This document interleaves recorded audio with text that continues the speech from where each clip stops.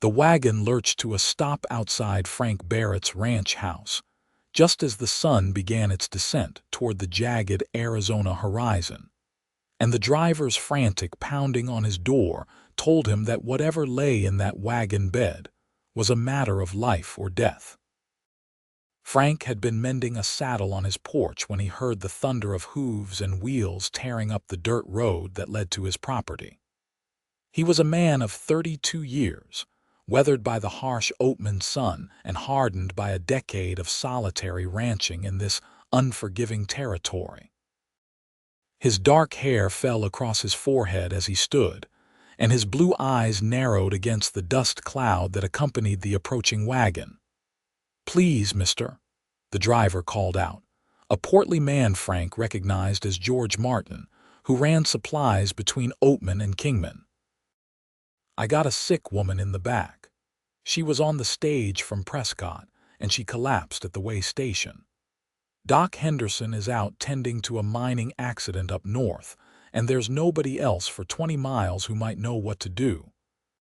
Frank was already moving toward the wagon, his long strides eating up the distance. He had learned basic medical care during his time as a ranch hand in Texas, before he'd saved enough to buy this piece of Arizona territory. It was not something he advertised, but word had a way of spreading in small communities. He peered into the wagon bed and felt his breath catch. A young woman lay there, wrapped in blankets that were soaked through with sweat. Her face was flushed with fever, her dark hair plastered to her forehead and cheeks. Even in her current state, Frank could see she was beautiful, with delicate features and long lashes that rested against her burning cheeks. "How long has she been like this?" Frank asked, already reaching to feel her forehead. The heat radiating from her skin alarmed him. "Started this morning, according to the stage driver. Got worse as the day went on. She was traveling alone, heading to meet family in Oatman, I think. Name's Temperance Riley, according to her papers." Frank made a decision in an instant. Bring her inside, carefully now. Together, they lifted Temperance from the wagon bed. She was light in Frank's arms, and he noticed how her body trembled even in unconsciousness. He carried her through his front door, past the simple but clean main room, and into his bedroom. It was the only proper bed in the house, and she needed it more than he did. He laid her gently on the quilt his mother had made years ago, before she passed. George Martin hovered anxiously in the doorway. "Should I fetch someone? Try to find the doctor?" "No," Frank said, rolling up his sleeves. "By the time you found him and brought him back, it might be too late. I have treated fevers before. Get me fresh water from the pump, as much as you can carry, and then bring in her belongings from the wagon." George nodded and hurried off. Frank turned his attention to Temperance, whose breathing was rapid and shallow. He placed his fingers against her neck, feeling for her pulse. It was racing, thready beneath his fingertips. He had seen this kind of fever before, usually brought on by infection or one of the many illnesses that traveled the dusty roads of the Arizona Territory in this year of 1884. He worked quickly, stripping away the heavy blankets and the outer layers of her traveling clothes, leaving her in her chemise for modesty's sake, but knowing he needed to cool her body down. George returned with buckets of water, and Frank sent him away with thanks and assurances that he would care for the woman. As the wagon rattled away, Frank found himself alone with this stranger who had been delivered to his doorstep like a foundling. He soaked cloths in cool water and laid them across her forehead, her neck, her wrists. He had learned this technique from an old ranch cook who had been a nurse during the war between the states. Temperance moaned softly, her head turning on the pillow. Her lips moved, forming words too faint to hear. Frank leaned closer, listening. "Please," she whispered, her voice cracked and desperate. "Please, I have to get there. They are waiting." "SHH," Frank said gently, surprising himself with the tenderness in his voice. "You are safe. Rest now. He did not know if she heard him, but her restless movements quieted slightly. Frank continued his ministrations, changing the cloths every few minutes as they warmed against her fevered skin. He had a small supply of willow bark tea, which he brewed and tried to get her to drink. She managed a few sips before turning her head away. Night fell over the Arizona desert, and Frank lit lamps to continue his work. He never left her side except to fetch fresh water or brew more tea. At some point, he noticed her belongings piled near the door where George had left them. A worn carpetbag and a small trunk, the possessions of someone traveling light. Around midnight, Temperance's fever spiked higher. She began to thrash, crying out in delirium. Frank had to hold her shoulders gently but firmly to keep her from throwing herself off the bed. "No, Papa, no." She cried out, "Do not make me go. Please, I will be good." Her words pierced something in Frank's chest. He found himself speaking to her, his voice low and steady. "You are safe here. Nobody is going to hurt you. I promise you, Temperance Riley, you are safe." He used her name deliberately, hoping some part of her fevered mind would hear and recognize it. He had read once that the sound of one's own name could anchor a person, even in sickness. As he held her, feeling her body shake with fever and fear, Frank made a silent vow. This woman would live. He would make sure of it. The hours crawled by. Frank applied cool cloths, managed to get more tea into her, and spoke to her constantly, telling her about the ranch, about the horses in his stable, about the way the desert looked at sunrise. He did not know if she could hear him, but his voice seemed to calm her. Just before dawn, something changed. Temperance's breathing shifted, becoming deeper and more regular. When Frank felt her forehead, the raging heat had diminished slightly. Not gone, but no longer the terrifying inferno it had been. He allowed himself a moment of relief, slumping in the chair he had pulled up beside the bed. His body ached from the tension of the long night, and his eyes burned with exhaustion. But he did not leave. He simply sat there, watching her sleep, and waited for the sun to rise. The morning light crept through the window, painting the room in shades of gold and amber. Temperance slept on, her face more peaceful now. Frank finally allowed himself to stand, stretching his stiff muscles. He needed to tend to his animals, but he was reluctant to leave her alone. As if sensing his intention, her eyes fluttered open. They were brown, he realized, a warm brown like honey held up to the light. Those eyes focused on him with difficulty, confusion clouding them. "Where am I?" Her voice was barely a whisper, raw from her fevered cries. Frank moved closer, kneeling beside the bed so he would not tower over her.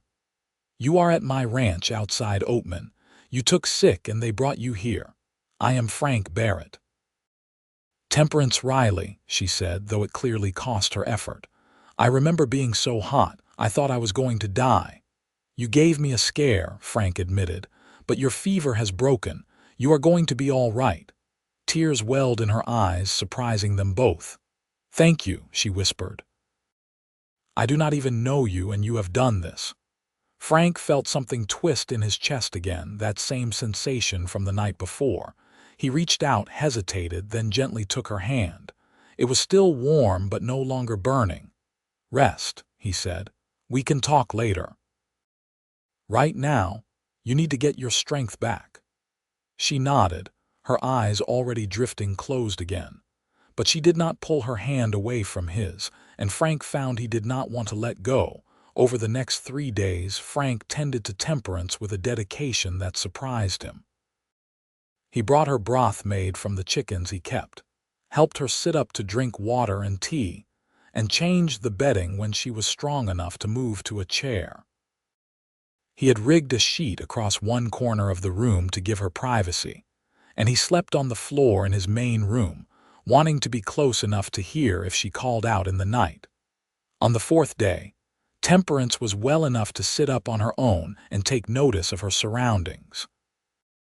Frank had just brought her a bowl of stew, rich with vegetables from the garden he maintained behind the house. "This is your bedroom," she said, looking around at the simple furnishings, the masculine touches that marked it as his space. "You have given me your bed." "You needed it more than I did," Frank said, setting the tray across her lap. "Where have you been sleeping? The floor suits me just fine." Temperance shook her head, a flash of spirit showing through her weakened state. "That is not right. You have done so much already." "Eat your stew," Frank said, but there was no harshness in his tone. "You need to rebuild your strength." She picked up the spoon, her hand still trembling slightly. "Will you tell me about yourself? All I know is your name and that you are the kindest man I have ever met." Frank pulled up the chair and sat down.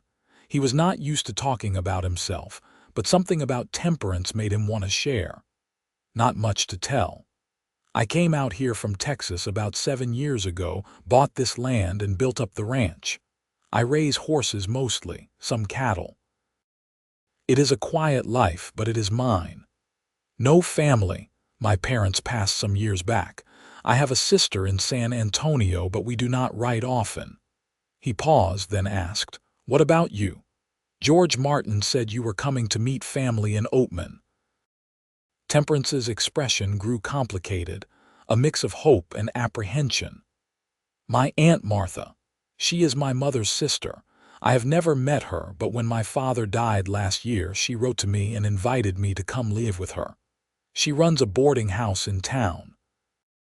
"Martha Cunningham," Frank said, recognizing the name. "I know of her. A good woman from what I hear." "I hope so," Temperance said quietly. "I have nowhere else to go. My father left debts and I had to sell everything to pay them. The money for the stage fare was almost the last of it." Frank heard the fear beneath her words, the vulnerability of a young woman alone in the world. "How old are you, Temperance?" 24. "Old enough to be on my own, I suppose, but it does not always feel that way." She looked at him directly. "What about you?" 32. "And for what it is worth, age does not always bring confidence. I still feel like I am figuring things out most days." She smiled at that, a real smile that transformed her face. Frank felt his heart skip in a way that had nothing to do with exertion. They talked through the afternoon, an easy conversation that surprised Frank with its comfort. Temperance told him about her life in Prescott, about her father who had been a schoolteacher and a dreamer, always chasing schemes that never quite worked out. She spoke of her mother, who had died when Temperance was young, leaving her to care for her father as he grew older and more frail. Frank found himself sharing more than he had intended, telling her about his own parents, about the dream that had driven him to Arizona, about the loneliness that sometimes crept in during the long desert nights.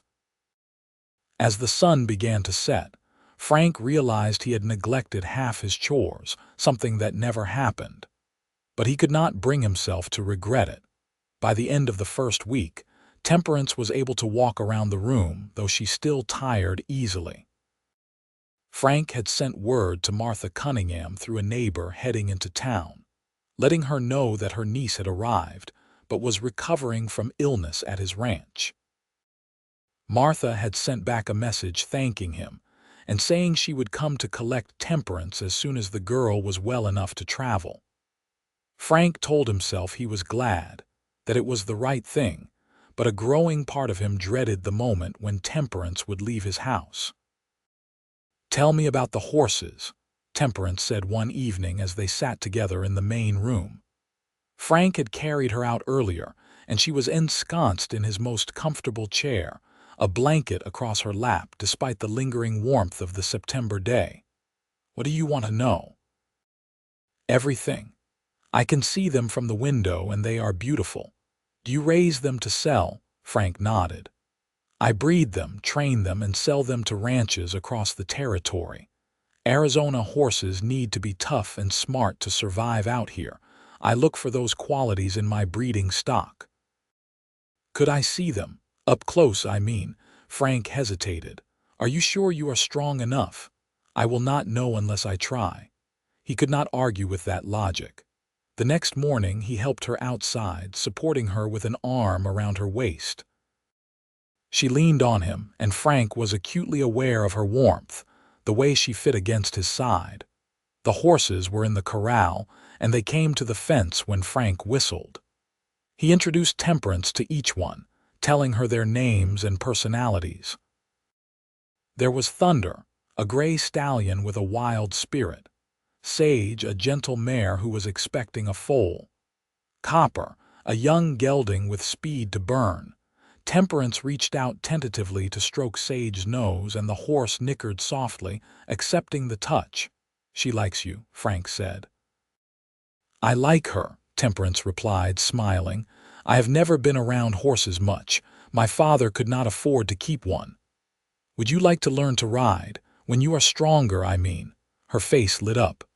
Could I really? I do not see why not. Sage here would be perfect for a beginner. She is patient and calm. They stood there for a long moment, watching the horses, and Frank realized he had not felt this content in years. There was something about Temperance's presence that filled the empty spaces in his life, spaces he had not even known were there.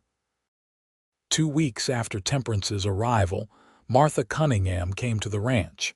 She was a stout woman in her 50s, with kind eyes and a no-nonsense demeanor. Frank watched as she embraced her niece, saw the relief and affection in that hug. Look at you, Martha said, holding Temperance at arm's length. You have your mother's eyes. Oh, child, I am so glad you made it here safely, even if you did give us all a scare. They sat together in Frank's main room, drinking coffee while Martha caught Temperance up on family history and told her about the boarding house. I have a room all ready for you, Martha said, and I could use the help if you are willing. Running a boarding house is more work than one person should handle. I would be glad to help, Temperance said. You have been so generous taking me in like this. Family takes care of family, Martha said firmly. Then she turned to Frank. And I understand I have you to thank for saving my niece's life. George Martin told me you sat up with her for days. Frank felt his face warm. Anyone would have done the same. No, Martha said. Not everyone. You are a good man, Frank Barrett. She stood, preparing to leave. Temperance, I will come back in a few days with the wagon to collect you and your things. That should give you time to fully regain your strength. After Martha left, the house seemed too quiet. Frank found Temperance standing at the window, looking out at the desert landscape. You will miss this, she said softly. What makes you say that? She turned to face him. I have seen the way you look at it, like it is a part of you. It is, Frank admitted. I never expected to feel that way about a place, but this land, this ranch, it has become my home in a way nowhere else ever was. I envy that, Temperance said. I have never had a place that felt like it was truly mine. Frank wanted to tell her that she could stay, that she could make this place her home too, but he swallowed the words. They had known each other only 2 weeks, and she had been sick for most of that time. What he was feeling was probably just the natural result of caring for someone, of being responsible for their well-being. It would pass. But deep down, he knew that was a lie. Over the next few days, Frank taught Temperance to ride. She was a natural, fearless but not foolish, and Sage responded to her with what seemed like affection. They rode out together across his land, Frank pointing out landmarks and boundaries, Temperance asking questions and laughing when the horses kicked up dust. I can see why you love it here, she said one afternoon as they stood at the top of a rise, looking down at the ranch house and the valley beyond. It is harsh, but there is beauty in that harshness. That is exactly it, Frank said, pleased that she understood. Most people just see the difficulty, the heat and the dust and the danger, but there is more to it than that. Temperance looked at him, and something passed between them, an understanding that went beyond words. Frank felt himself leaning closer, drawn by an impulse he could not name. The moment was broken by the sound of thunder in the distance. They both looked up to see dark clouds gathering on the horizon, unusual for September but not unheard of. "We should head back," Frank said. "Those storms can come up fast out here." They made it to the barn just as the first fat drops of rain began to fall. Frank helped Temperance dismount, his hands lingering at her waist perhaps a moment longer than necessary. She did not pull away, and when she looked up at him, her face was flushed, though whether from the ride or something else he could not say. The rain came down in sheets, and they stood in the barn doorway watching it, the horses safe in their stalls behind them. "I have never seen rain like this," Temperance said, her voice full of wonder. "It is like the sky is washing the world clean." Frank could not take his eyes off her. The way she saw beauty in everything, the way she had faced her illness and her uncertain future with courage, the way she had fitted so seamlessly into his life. It all added up to something he could no longer deny. He was falling in love with her. The realization should have terrified him, but instead it felt right, as natural as breathing. "Temperance," he said, and she turned to look at him, her brown eyes questioning. "I have something I need to tell you." Before he could continue, the sound of wagon wheels interrupted them. Through the curtain of rain, Frank could see Martha Cunningham's wagon pulling up to the house. "She is early," Temperance said, and Frank heard the dismay in her voice. They ran through the rain to the house, arriving breathless and soaked. Martha was already on the porch, having taken shelter there. "I know I said a few more days," Martha called over the sound of the rain, "but there is a situation at the boarding house. One of my long-term residents took sick, and I need help caring for him." I thought perhaps Temperance might be willing to come now, given her recent experience with illness. Temperance looked at Frank, and he saw his own reluctance mirrored in her face. "Of course," she said. "Let me gather my things." The next hour was a blur of activity. Temperance packed her belongings while Frank helped Martha load them onto the wagon. The rain had slowed to a drizzle, but the sky remained gray and heavy. When everything was loaded, Temperance stood on the porch, facing Frank. Martha had discreetly moved to the wagon, giving them a moment of privacy. "Thank you," Temperance said, her voice thick with emotion, "for everything. For saving my life, for your kindness for these past weeks. I will never forget them." "Temperance, wait."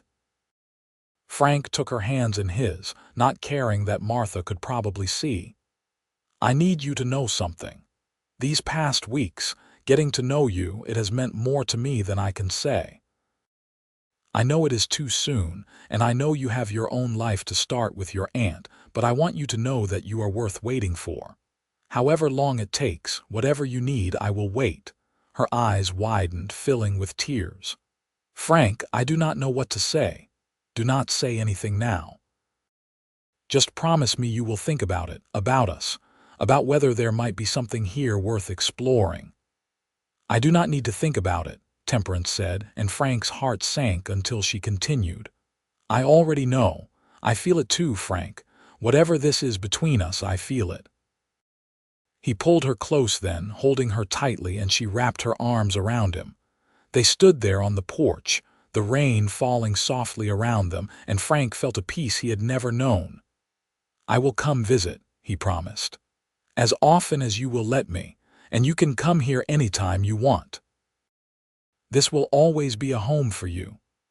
"I would like that," Temperance whispered against his chest. Martha cleared her throat gently, and they pulled apart. Frank helped Temperance up onto the wagon seat, and as Martha turned the horses around, Temperance looked back at him, her hand raised in farewell.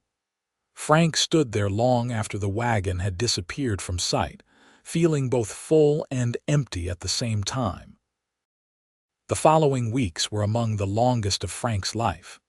He threw himself into his work, preparing for the coming winter, tending to his horses, and working on repairs around the ranch. But his mind was never far from Temperance, and he found himself riding into Oatman far more often than his usual monthly visit.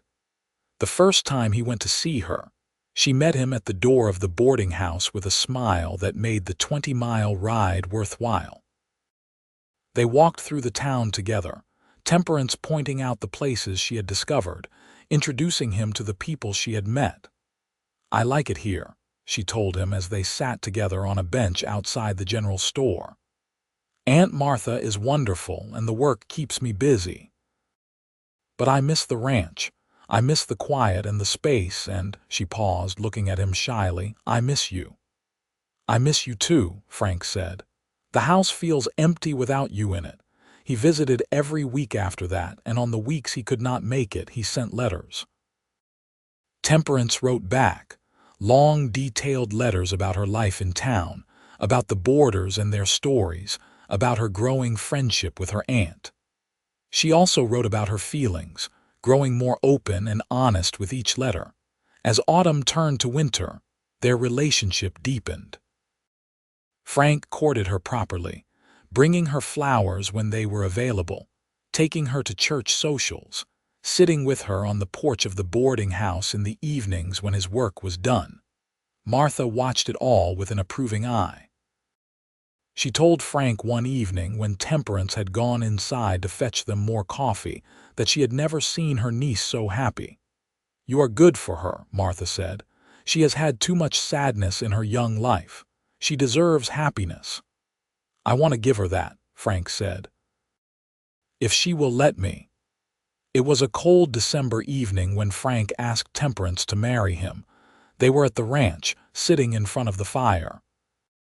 Frank had invited both Temperance and Martha out for dinner, wanting to show Temperance how he had fixed up the house, adding touches he thought she might like. Martha had pleaded tiredness after the meal and taken herself off to the guest room Frank had prepared, leaving them alone. Frank suspected she knew what was coming. "Temperance," he said, taking her hand. "These past months have been the best of my life. You have brought light and joy into my days, and I cannot imagine going back to how things were before you came into my life." He got down on one knee, pulling out the ring he had bought from a jeweler in Kingman, a simple gold band with a small diamond. "I know we have not known each other long, but I know my heart. I love you and I want to spend my life with you. Will you marry me?" Tears streamed down Temperance's face as she nodded. "Yes," she said. "Yes, Frank, I will marry you. I love you too." He slipped the ring on her finger and pulled her into his arms, kissing her for the first time. It was gentle and sweet and full of promise. They were married in February of 1885 in the small church in Oatman. Martha cried throughout the ceremony, and George Martin, who had brought Temperance to Frank's door all those months ago, attended with his wife, marveling at how things had turned out. Temperance moved into the ranch house as Frank's wife, and together they began to build a life. She brought warmth and laughter to the house, filling it with touches that made it a home. Curtains for the windows, rugs on the floors, plants in pots on the porch. She learned to cook the hearty meals Frank needed for his hard work, and he taught her everything he knew about ranching. They worked side by side, partners in every sense of the word. Temperance proved to have a good head for business, and she helped Frank expand his operation, suggesting they take on breeding cattle as well as horses. "There is a market for good beef," she said, "and we have the land for it." She was right, and within a year they had a small but profitable cattle operation alongside the horses. At night, they lay in each other's arms, talking about their dreams and plans. Frank told her about the house he wanted to build, bigger than the current one with room for a family. Temperance blushed when he mentioned children, but her smile told him she wanted that too. Their first year of marriage was not without challenges. There was a drought that summer that tested their resources, and a pack of coyotes that went after the livestock, requiring vigilance and long nights keeping watch. But they faced everything together, and each challenge overcome only strengthened their bond. In the spring of 1886, Temperance told Frank she was expecting a child. He was overcome with joy and fear in equal measure, remembering the fever that had nearly taken her from him before they even had a chance. "I will be fine," she assured him, placing his hand on her still flat belly. "I am strong and I have you to take care of me." "Always," Frank promised. "I will always take care of you." He was overly protective during her pregnancy, barely letting her lift a finger. Temperance bore his fussing with good humor, though she insisted on continuing her work on the ranch until she grew too large to move comfortably. Martha visited often, excited to become a great aunt. She brought baby clothes she had sewn and advice she had gleaned from other women in town. She also brought stories of Temperance's mother, filling in pieces of her niece's history that had been lost. "Your mother would be so proud of you," Martha told Temperance one afternoon as they sat together shelling peas. "She would love seeing you so happy, so settled." "I wish she could have known Frank," Temperance said wistfully. "I think she would have loved him." "I think so too," Martha agreed on a warm October evening as the sun painted the sky in shades of orange and pink. Temperance went into labor. Frank rode like the wind into Oatman to fetch the midwife, a capable woman named Mrs. Henderson, wife of the town doctor. The labor was long and difficult, testing Frank's nerves more than anything ever had. He paced outside the bedroom door, listening to Temperance's cries, feeling helpless and terrified. When Mrs. Henderson finally emerged, she was smiling. "You have a son, Mr. Barrett, a healthy baby boy, and your wife is doing well, though she is exhausted."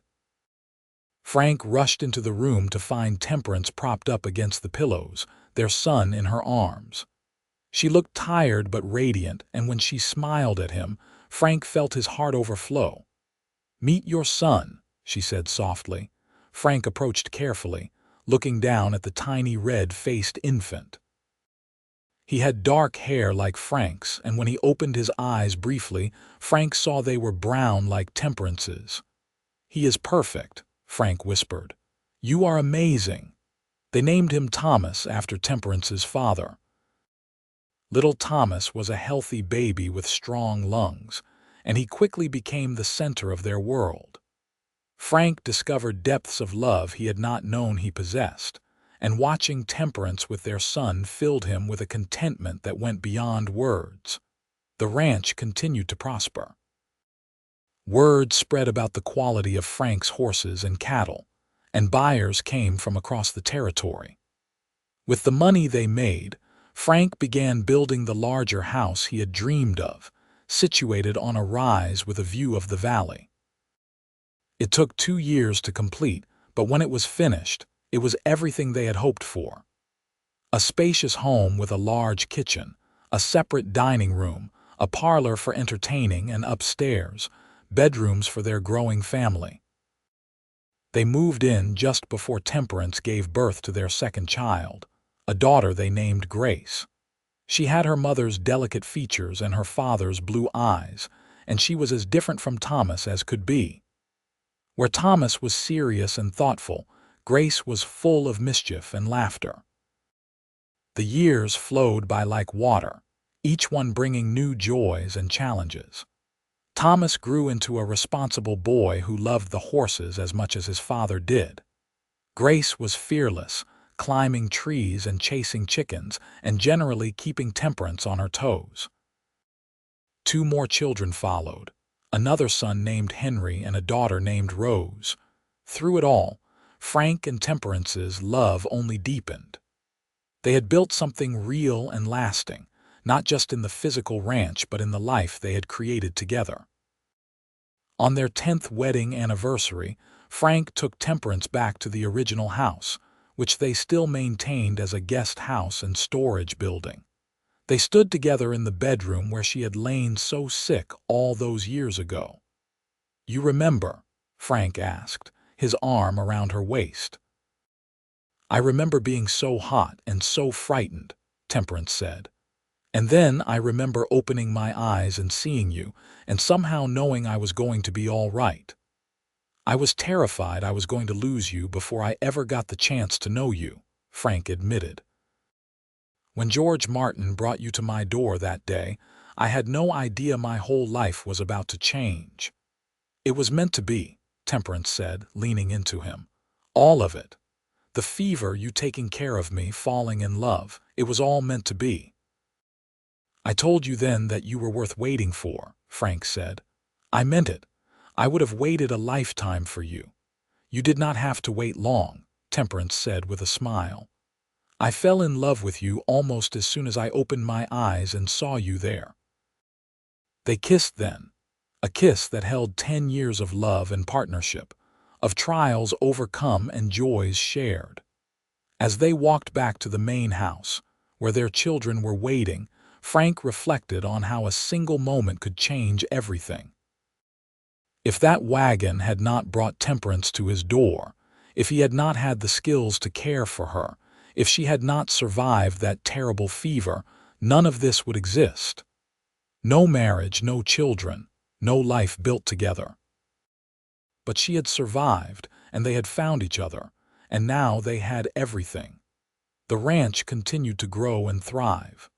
Thomas, at 16, was already a skilled horseman and had taken on much of the daily training work. Grace, at 14, had surprised them all by showing a talent for accounts, and now helped her mother manage the business side of the operation. Henry, at 11, was fascinated by cattle and talked endlessly about breeding programs and range management. Rose, the baby at 9, loved everything equally and flitted from task to task, helping wherever she was needed. Martha was growing older, and she had sold the boarding house to move into a cottage on the ranch property. She spent her days doting on her great-nieces and nephews, telling them stories of their mother's arrival in Arizona and of the cowboy who had saved her life. "Your father sat up with your mother for 3 days and nights," she would tell them, "never left her side. I knew then that he was a special man." The children loved these stories, and they grew up understanding that their family had been built on a foundation of love and selflessness. One evening, as the sun set over the Arizona desert, Frank and Temperance sat on the porch of their home, watching their children and Martha in the yard below. Thomas was teaching Henry how to throw a rope. Grace was reading a book in the shade of a tree. Rose was picking wildflowers, making a bouquet. "Did you ever imagine this?" Temperance asked, gesturing to the scene before them. "When you were living alone in that little house, did you ever dream of having all this?" "I dreamed of it," Frank said, "but I never really believed it would happen. I had resigned myself to a solitary life." "I am glad you were wrong," Temperance said, taking his hand. "So am I," Frank said. He looked at her, seeing the gray threading through her dark hair, the lines that had formed at the corners of her eyes from years of smiling, and he thought she had never been more beautiful. "I love you, Temperance Barrett. I have loved you since the moment you opened your eyes in that bedroom and asked where you were." "I love you too," Temperance said. "You saved my life that day, Frank, but you did more than that. You gave me a home, a family, a purpose. You gave me everything." As the stars began to appear in the darkening sky, they sat together in comfortable silence, hands linked, hearts intertwined. The desert night was cooling around them, and from inside the house came the sounds of their life. Children's laughter, Martha humming as she prepared supper, the ticking of the clock in the hallway. Frank thought back to that September day in 1884 when a wagon had brought a sick and fevered woman to his door. He had nursed her back to health, not knowing that in doing so he was nursing his own future, his own happiness. He had told her she was worth waiting for, but the truth was, he had not had to wait at all. From that very first moment, she had been his and he had been hers. It had just taken time for them both to realize it. Thomas appeared on the porch, his young face serious. "Papa, one of the mares is showing signs of foaling. I think it might be tonight." Frank stood, but Temperance squeezed his hand. "Go on," she said. "I will save you some supper." He kissed the top of her head and followed his son to the barn. As he walked, Frank felt a profound sense of gratitude for the life he had been given, for the woman who had come into it so unexpectedly, for the family they had built together. The mare was indeed in labor, and Frank and Thomas worked together through the night to help bring a new foal into the world. It was a filly, with Sage's gentle temperament and her father Thunder's strong build. "She is going to be a fine horse," Thomas said as they watched the newborn struggle to her feet on wobbly legs. "That she is," Frank agreed. "What should we name her?" Thomas thought for a moment. "What about Hope? That is what Mama says you gave her when she was sick. Hope that she would live." Frank felt emotion tighten his throat. Hope is a perfect name. As the sun rose over the ranch, painting the sky in brilliant colors, Frank and Thomas walked back to the house. Temperance met them at the door with hot coffee and warm bread. "A filly," Frank told her. "Thomas named her Hope." Temperance's eyes glistened with tears as she looked at their son. "That is a beautiful name." The day began, as so many others had, with the family gathering for breakfast, discussing the work that needed to be done, sharing stories and laughter. But for Frank, this particular morning felt special, marked by the birth of the foal and by his son's understanding of the significance of hope. After breakfast, as the children scattered to their various tasks and Martha settled in her favorite chair with her knitting, Frank pulled Temperance aside. "Walk with me," he asked. They strolled together across the land, past the corrals and the cattle pastures, up to the rise where they had stood so many times before. From here, they could see the entirety of what they had built: the house, the barns, the fenced pastures, the winding creek that provided water for the livestock. "I want to make sure you know," Frank said, "that none of this matters as much as you do. The ranch, the success, all of it, it is just things. But you, Temperance, you are my heart. You always have been." "I know," she said softly, "and you are mine. On my darkest day, when I was burning with fever and afraid I was dying, you were there. You held my hand and told me I was safe.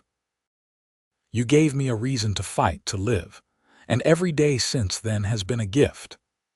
They stood there together, two people who had found each other against all odds, who had built a life of love and purpose in the harsh but beautiful Arizona desert. Years continued to pass, marking their faces with the signs of time but never dimming the love in their eyes when they looked at each other. Their children grew and married, bringing new members into the family. Thomas married a rancher's daughter from Kingman and built a house on the western edge of the property. Grace surprised them all by marrying a banker from Phoenix and moving to the city, though she visited often. Henry stayed on the ranch, his passion for cattle never waning. Rose married a veterinarian, and they settled in Oatman, where she could be close to her parents. Grandchildren came, filling the ranch with new laughter and life. Frank and Temperance watched their family expand with joy and pride, knowing that what they had started that day when the wagon brought her to his door would continue long after they were gone. Martha passed away peacefully in her sleep at the age of 78, having lived long enough to see all her great-nieces and nephews married, and to meet several of her great-great-nieces and nephews. Her funeral was attended by half the town of Oatman, testament to the life she had lived and the people she had touched. "She was so happy here," Temperance said at the burial, standing beside Martha's grave. She told me once that bringing me to Arizona was the best thing she ever did. She gave me you, Frank said. I will be forever grateful to her for that. As they grew older, Frank and Temperance began to slow down, letting their children and grandchildren take on more of the ranch work. But they never fully retired, always finding ways to contribute, to be useful. On warm evenings, they would sit on the porch as they had done for decades, watching the sun set over the land they loved. Sometimes they talked, reminiscing about the past or discussing the future. Sometimes they simply sat in silence, comfortable in each other's presence in the way only people who have spent a lifetime together can be. One such evening, when Frank was 67 and Temperance 59, she turned to him with a thoughtful expression. Do you ever wonder what would have happened if George Martin had taken me to someone else that day? If you had not been home, or if you had not known how to help me all the time, Frank admitted.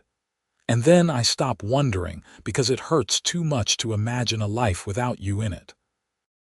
I think we would have found each other anyway, Temperance said. Some things are meant to be. We were meant to be. You are a romantic, Frank said with a smile. I am your romantic, Temperance corrected, and she leaned over to kiss him. They were sitting there, hands linked as always, when Thomas found them. He was 46 now, weathered by years of ranch work but still strong and capable. Papa, Mama, he said. The new foal is here. Hope's daughter. I thought you might want to see her. They followed him to the barn, moving more slowly than they once had but still steady. The foal was a beauty, with the same gentle eyes as her mother and grandmother before her. 3 generations, Temperance said softly. From Sage to Hope to this little one. What will you name her, Thomas? I was thinking Faith, Thomas said. Hope and Faith. It seemed right. Frank looked at his son, at the foal, at his wife beside him, and felt the weight of all the years, all the love, all the blessings they had been given. Faith is perfect, he said. As they walked back to the house that night, with the stars brilliant overhead and the desert air cool on their faces, Frank thought about the journey they had taken together. From that first terrifying night when he had fought to save her life, through their courtship and marriage, through the births of their children and the building of their ranch, through every joy and every sorrow, they had been together. I would do it all again, he said suddenly. Every moment, every struggle, every fear. I would do it all again just to have this life with you.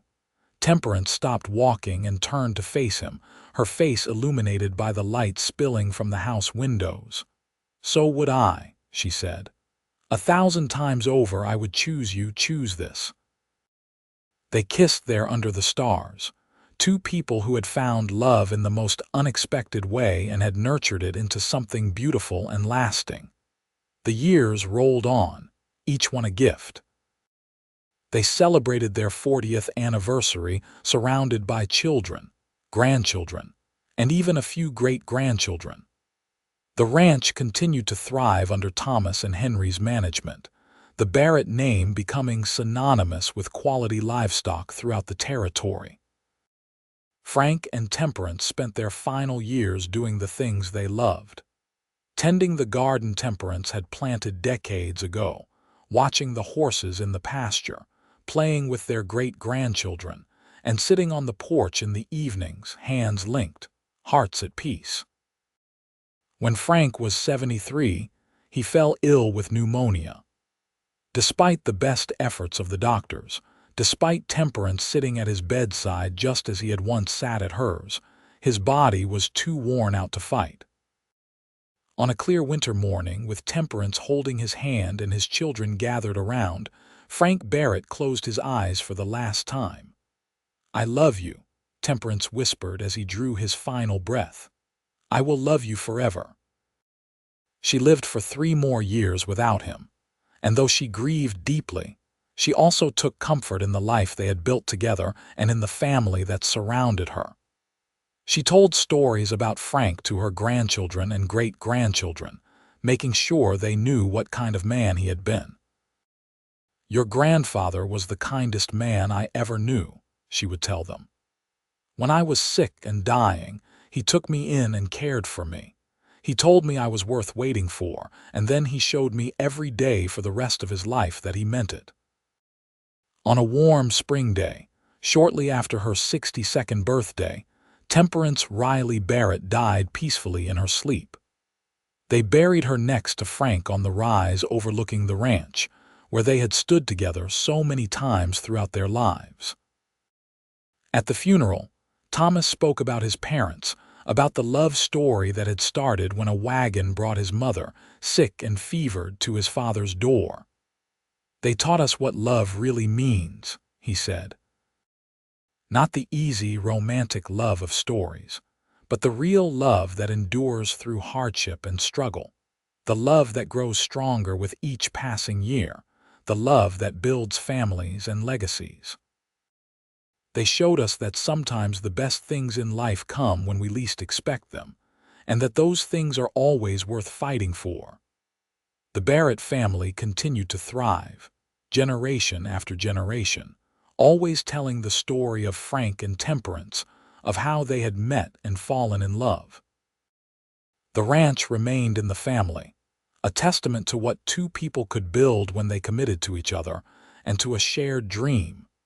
In the barn, the descendants of Sage and Thunder carried on their bloodline, each generation bearing the same gentle strength that had characterized the originals.